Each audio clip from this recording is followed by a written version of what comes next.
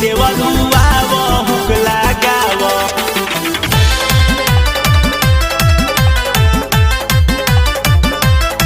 पियऊ पियले बारे ना कि दरजी चोली आई टाइट मोरा सियले बारे ना दरजी चोली आई टाइट मोरा सियले बारे ना कि देवरुआ वो हुक लगाव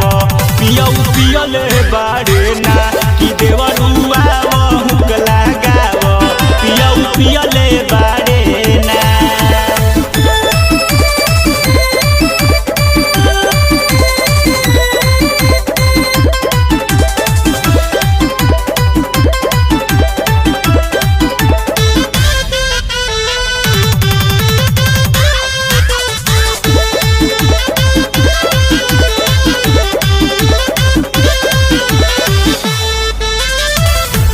पता में दू जोड़ा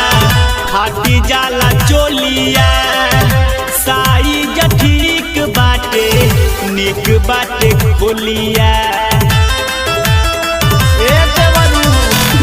पता में दू जोड़ा हाथी जाला चोलिया साइज ठीक बाटे निक बाटे खोलिया टिकनी के एको दिन नीमन नहीं दिहले बारे ना किनके एको दिन नीमन नहीं दिहले बारे ना कि देवरुआ वो हुक लगाव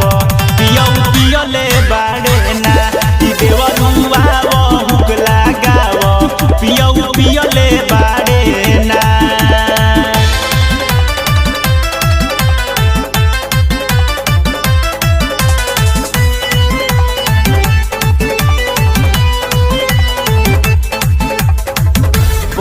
परशुराम नाही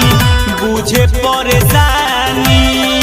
हो खतावे टाइट देवरू साचे कहतानी बपू परशुराम नाही बुझे परेशानी हो खतावे टाइट देवरू साचे कहतानी पिंटू धीरे दस